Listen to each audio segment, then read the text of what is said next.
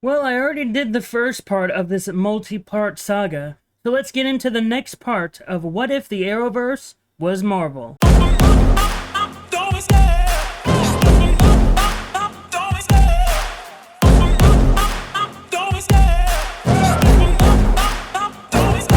I love the chase and the hunt, and I set the pace when I'm running. I always take what I want and I always give it 100. Don't need a bank, no I'm funded. Play the game like it's nothing. I'm always thankful for something. Don't take for granted, stay humble. Now wake up! It's time to look at the enemy. Look in the mirror. Hello everyone and welcome back to the MrEliMac channel. I'm your host MrEliMac and I am back with another Pitch This video. This time we are continuing with the multi-part series of what if the Arrowverse was Marvel.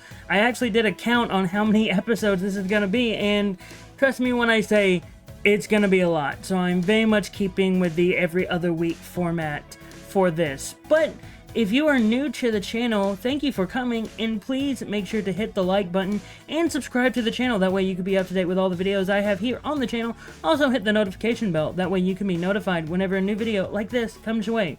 So let's get into the story that I have so far. I've so far did the first 2 seasons of sort of the Arrow equivalent, which is the Captain, sort of Captain America show. And then in season 2, I introduced sort of the Flash equivalent, which would be Tony Stark, aka Iron Man. And so now this video is going to be focused on season 3 of the Captain and the first season of Iron Man. And before I go into sort of the big thing, which I'm going to save that for the end, which is the crossover episode, I'm going to focus on each show individually first. And I'm going to start with the Captain season 3, since it is the 3rd season. We are sort of trying, when I was looking at it, I was trying to find an equivalent to Ra's al Ghul, and I know the obvious answer is sort of to do the Hand, but I really didn't want Captain America to deal with the Hand and sort of trying to find a leader for the organization of the Hand. I really didn't want that to happen, so instead I decided to try to reorient a character who exists in the Captain America pantheon, someone who is a Captain America villain. And so the main antagonist of season 3 of the Captain is Baron Helmut Zemo, the son in the comics, the son of the original Baron Zemo, but in this case he would be the grandson, either the first grandson or the great-grandson of the original Baron Heinrich Zemo from World War II, because I still have Baron Heinrich Zemo in the flashback sequences. But now that you know who the main antagonist is, let's sort of go over the main cast. Sort of our main returning cast members are Steve Rogers as Captain America, Sharon Carter, but if she officially gets the agent number of Agent 13, so she's officially Agent 13. Sam Wilson will still be Falcon, returning as Falcon. Ricky Barnes, who very much is the Thea Queen analog in season 3 of Arrow. Thea officially became Speedy, so in season 3, Ricky Barnes is officially becoming Bucky, who Ricky Barnes in the comics is technically an alternate universe version of Bucky Barnes. I think she's like the niece of Bucky in an alternate universe, so instead of it being an alternate universe, I'm just making it the main universe version, and Ricky Barnes is just the niece, the grandniece of Bucky Barnes. And Bernie Rosenthal is returning again. She's my Felicity Smoke analog. Jack Monroe, who is the Roy Harper analog, he is returning for the show as the main cast member, and he's officially going by Nomad. Nomad is his name. He's not going to go through the entire Bucky storyline. Well, he did, and that was like season 2. Instead of like maybe he's trying to find his own hero and calling himself Bucky. But no, instead he's calling himself Nomad, because I just think it's a lot easier to just skip over him being Bucky and just calling him Nomad, and just still having him a part of Team Cap. And again, I mentioned Baron Helmut Zemo is the main antagonist. He will also be a part of our main cast, because originally in Arrow they had Malcolm Merlyn return and have put him in the main cast. I didn't want to bring back Red Skull. I feel like that's a character that sort of... I really don't want to have Red Skull have a redemption arc of sorts, even though he doesn't really have a redemption, but he does work with the hero, or Merlin has a redemption and then works with the heroes a few times, but he doesn't really have a redemption arc. He's still sort of a bad guy. I didn't want to do that with Red Skull, so instead of doing that, I'm just having Zemo exist as a new antagonist. Maybe he's the one, sort of like how they use Baron Zemo in the MCU, have him sort of go through that entire storyline, because I have a storyline that makes Zemo not a Nazi, or at least this version of Helmet Zemo not a Nazi, because I just don't want to do the neo-Nazi story. I personally want to try to find a way to where I can have this villain be relatable, but also because Ra's al Ghul in Arrow is a character that is trying to do the greater good and is actually looking out for the best in the world. And I wanted to try to create Baron Zemo's storyline to where it could sort of mesh with that and sort of match it a little bit. So that's, when I go more into the main storyline and sort of the storyline with Zemo and what he's planning, I'll explain that more.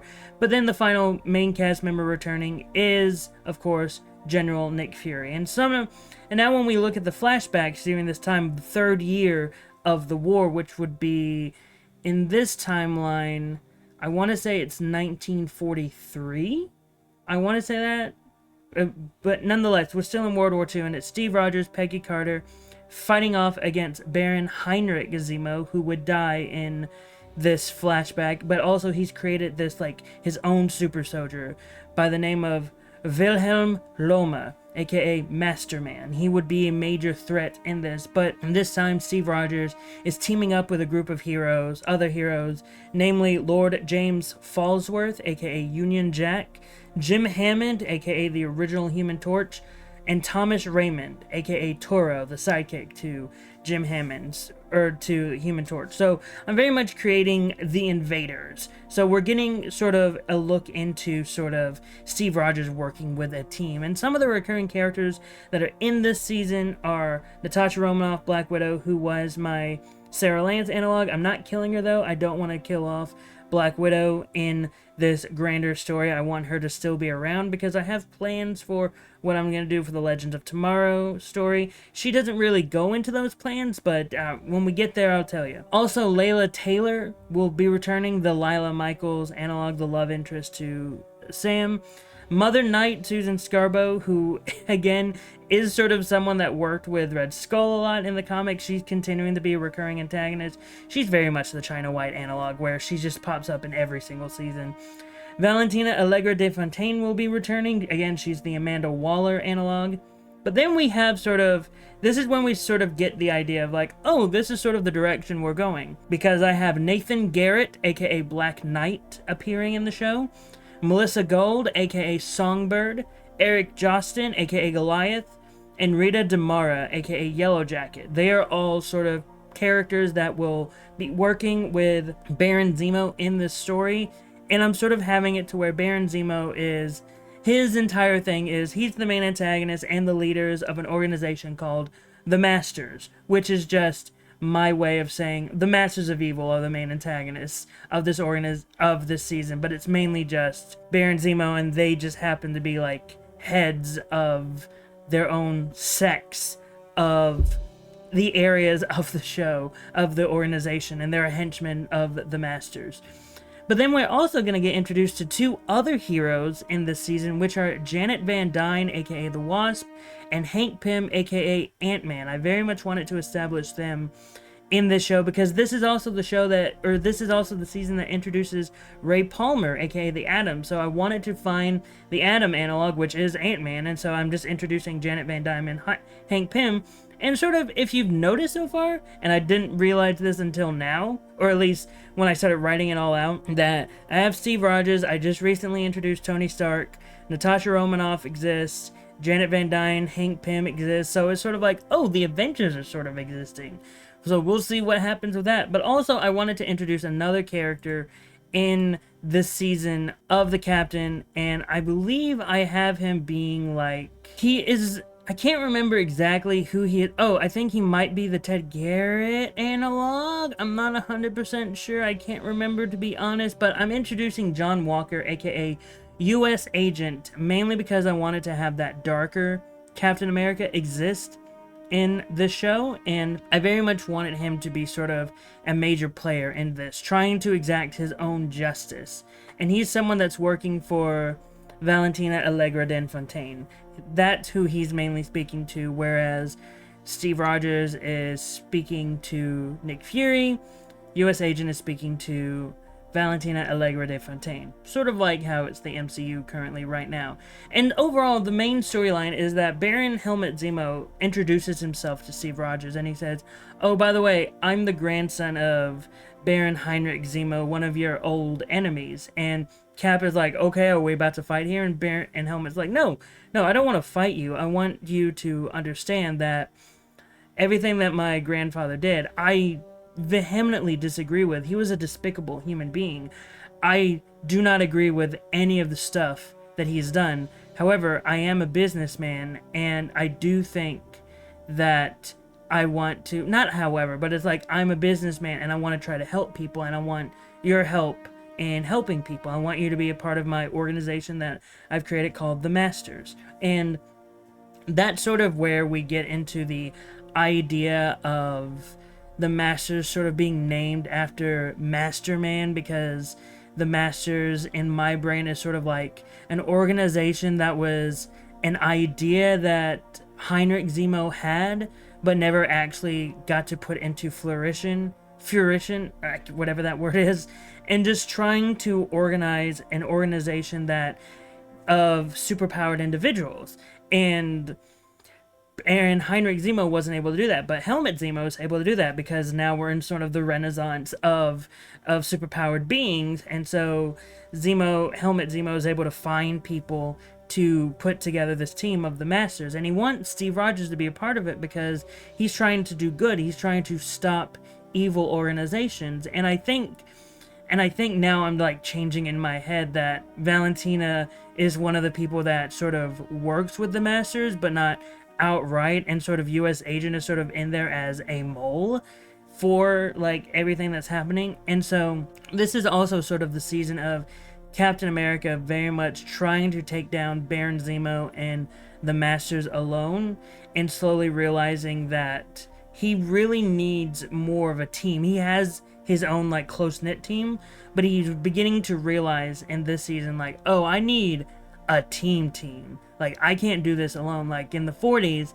I had a team and we were called the Invaders, but we only lasted a year, and that's sort of a reason why I haven't done sort of a quote-unquote superhero team in a while. So I'm guessing I'm just gonna go ahead and do it again. I'm gonna do the superhero team thing again, and that's when we get him fully teaming with Black Knight, the Wasp, Ant-Man, US Agent. Again, when it's revealed he's just a mole, teams up with him, Falcon, like all the team members, and they go out and they beat Baron Zemo and the Masters. And again, Baron Zemo's main plan is just to fully clean out and fully save the United States and save the world, but in a different way, in a more harsher way, in a more anti-hero-esque way, if that makes the most sense. Like, they're killing villains, but also if there is a hero that's doing more harm than good, they're not going to be afraid to kill them. And like, there's people that are very much, we don't care who you are. If you're doing something that we don't agree with, we're going to kill you. And that's our entire prerogative. And sort of that is how we get into the final fight between Zemo and Captain America, where Zemo is defeated. He's not killed, he's arrested, along with the rest of the members of the Masters, or the leading Masters, like Black Knight, Songbird, and Goliath and Yellow Jacket. They all get arrested and they get sent to prison. And this is sort of the first instance of, besides Winter Soldier, of sort of the main antagonists don't really die. Like in season 2, Alexander Lushkin and his daughter, they die in the show, and though Bucky doesn't, and he sort of gets away. And this is sort of the season of, this is the first time where it's like, oh, Captain America is not very much showing like he's not trying to kill his enemies. Like, sure, he was killing them early on, but that was mainly because he had just gotten out, so it was like he was still in war mind. But now it's sort of, we're getting into the point of, oh no, I need to be a hero, and that's sort of the direction we're going now. And that's sort of what season 3 of The Captain is looking like. And then we move into season 1, the first season of Iron Man, and sort of the main cast of Tony Stark is Iron Man as my Barry Allen analog, Pepper Potts is my Irish West analog, Bethany Cabe is my Caitlin Snow analog, Edwin Jarvis is a physical human being, he's not AI, Edwin Jarvis is in it, Rhodey, James Rhodey Rhodes, he is in it, Happy Hogan is one of the main cast members, and the final main cast member is the main antagonist of season 1, which is Obadiah Stane, Ironmonger. I know this sounds very similar to the first Iron Man movie, but when I look at the first season of The Flash, it is someone that they trusted on the inside that is very similar to their main protagonist, and that's just who the main antagonist is. And I was just thinking, well then, it seems to fit Ironmonger pretty well, so I'm just gonna go ahead. That's their main antagonist. And it's very much, we sort of see in Captain America, we see Tony Stark getting saved from the desert. And sort of the pilot episode of this is we sort of see what actually happened.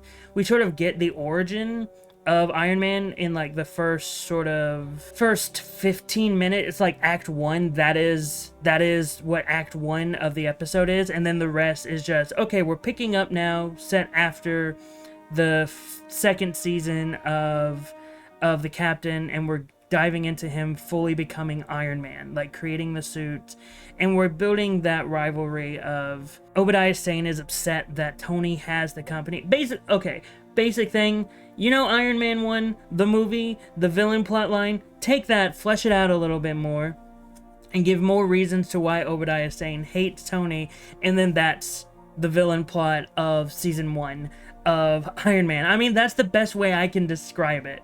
Because literally, as I was writing this idea and I was trying to perfect it, it was literally just, oh, this is the first Iron Man movie. Well, I mean, that's better than nothing, and that seems to work perfectly with the sort of plot I'm trying to go with. So yeah, that's the season of Iron Man season 1. But then let's look at some of the recurring cast members in this show, because the recurring cast, this show very much introduces some major characters. Like, for example, the Firestorm analog, the Ronnie Raymond, is Simon Williams, aka Wonder Man, who will be introduced as sort of an antagonist early on in the show, but then in later episodes he would be a supporting protagonist. He would be a supporting character, sort of helping the characters. And our Wade Eiling analog, who really only appeared in the first season of, I realized this, of The Flash, this would be General Thaddeus Thunderbolt Ross. I would introduce Thunderbolt Ross into the show, hinting at maybe there's something else out there. Maybe a Hulk, maybe, but I don't know. I'm not gonna fully give away ideas. And also we're introducing Clinton Barton, aka Hawkeye. Again, more characters that are associated with the Avengers start being introduced in these seasons. Howard and Maria Stark are in the show, but mainly as sort of flashbacky characters. You know how in The Flash, how Barry has flashbacks of his childhood with his mom and his dad. Sort of we get those flashbacks as well, but they're not like how in Captain, where it's like every single episode has a flashback. It's just sporadically we get those. Also, Rumiko Fujikawa is a major character. She was introduced sort of in the early 2000s as a supporting character and a supporting love interest for Tony. She would be in this as well as a character that also owns a business similar to Stark Industries, and sort of like not an antagonistic character, but she's an ally to Tony. She's a little bit more antagonistic towards Obadiah than Tony, and they would have a little romance for like a few episodes, but that would be it.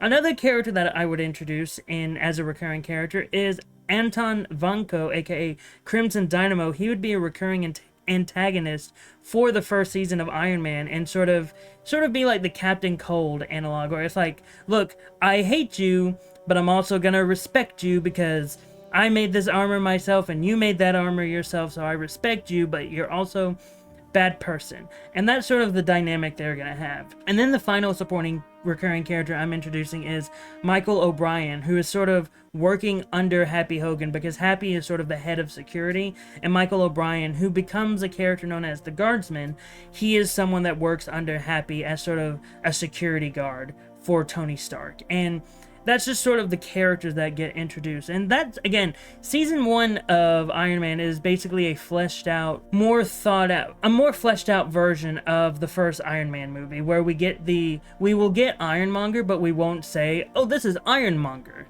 And for the fans at home who don't know who Ironmonger is by this point, because this is the alternate universe of the DCCU is existing, so there was no MCU, so this is the alternate universe where no one has a clue who Obadiah Stane is unless you're a comic book nerd. So when we get to that reveal in the midpoint of the season, it's like, oh crap, Obadiah is the bad guy. And I would even like firmly establish in like the first half of the season, Obadiah Stane is actually a very good guy. He is very much a mentor figure for Tony. He is someone that Tony respects a lot, and Obadiah respects Tony. And then we just get the reveal of like, oh no, he's actually the main antagonist, and he's been working with people like Anton Vanko to create this new armor for him, and they upgrade the Ironmonger armor. So yeah, that's very much Iron Man season 1. This one was a little bit easier to flesh out because it's just, oh yeah, it's basically the Iron Man 1 movie, just more fleshed out. And I know a lot of people may look at that as a cop-out answer, but it's the best I could do when I'm looking at Flash and this story. But now, after I told you sort of their individual storylines, let's go over to the big thing, which is the crossover. Which the crossover in the CW was The Flash versus Arrow. And very much when they did the first crossover, it was very much Flash has an episode, just so happens that Arrow's in it. Arrow has an episode, just so happens Flash is in it, and they just happen to be coming out right after each other. And the plot lines aren't really connected. But for me, I would put the plot lines together, and I know a lot of people are going to hate me. I would do a lower stakes, a super lower stakes version of Civil War. Like, not the Captain America Civil War movie and not the comic books. Like a very small stake. It's like just the government is like, you know, we got 2 heroes that exist now. We're getting a lot more heroes existing now. Like Ant-Man is existing, the Wasp exists, Iron Man is existing, and I'm purposely saying like they don't know who Iron Man is. I'm gonna continue with that route. Wonder Man, Hawkeye, so many of these characters are existing now. I think we need to register them. And Tony a little bit at first like, oh, why not? I mean, what's the problem? You know, like being loosey-goosey about it. And Cap is very much like, no, I know what it's like for the government to have a little bit too much control. I lived during World War II. I know what that's like. This is not a good idea. And again, like, have the first part of this 2-parter have the fight. Have the first part be the fight, because that's where Flash and Arrow fought each other, was in the Flash episode. So Iron Man would be the first episode, and that would be where the fight takes place. And then the second half is them being like, hey, there's actually a bigger bad that's forcing the government to do this. Let's go stop this bigger bad. And the bigger bad would be some like politician character in the Marvel universe that nobody likes, probably no one would know about. Like, I don't know any politicians except for Robert Kelly off the top of my head, and he wants the mutant registration. And so I would mainly just do it as a, hey, here is a senator who is very much out to do this maliciously because he just doesn't like the superheroes. This is him doing this malicious thing, and Iron Man is buying into it because he's like, why not? And Cap is like, no. And so I would just get the Civil War storyline out of the way in the first ever crossover, because I know a lot of people, everyone that just heard me say that, you're all probably thinking, no, you're an idiot, this should be bigger.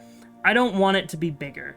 I don't want Civil War to be a big deal in this universe. And I understand why people would want that a little bit. I legitimately do understand, like, oh no, Civil War needs to be a thing. But for me personally, like, with this, and it's me looking at everything Flash, the Arrowverse is done, and I'm sort of like, okay, of all the storylines here, there isn't really one that I can look at and be like, oh, that's the Civil War analog. Like, you can maybe make an argument for some of, like, the, like, maybe Crisis on Earth X, or one of those storylines of like, oh no, you can do that for Civil War. But I really don't want to. I want to try to keep the heart of those stories as well. Like, Invasion, I have an idea for that. Crisis on Earth X, I'm still trying to work on that. But, like, for this first crossover that they did, it was explicitly called Flash versus Arrow. That's what it was called. So I was thinking about it, I'm like, okay, if you call it Iron Man versus Captain America, what is it? It's Civil War. So I'm just going to go ahead and get it out of the way now. And that way I do not have to worry about it in the future. And again, I know a lot of you are going to be upset with me for doing that, but it's just, for me, it's just get it out of the way now, and then we won't have to worry about it. And again, it's just small stakes Civil War. It's just a small stake Civil War.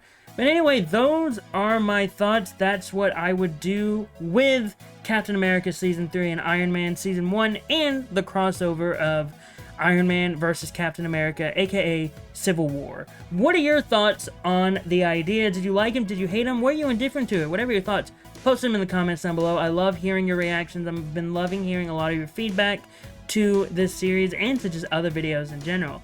Also, please hit the like button and subscribe to the channel. That way you can be up to date with all the videos I have here on the channel. Also, hit the notification bell. That way you can be notified whenever a new video like this comes your way. But until next time, I've been Mr. EliMac. You've been the audience, and I hope you all have a great rest of the day.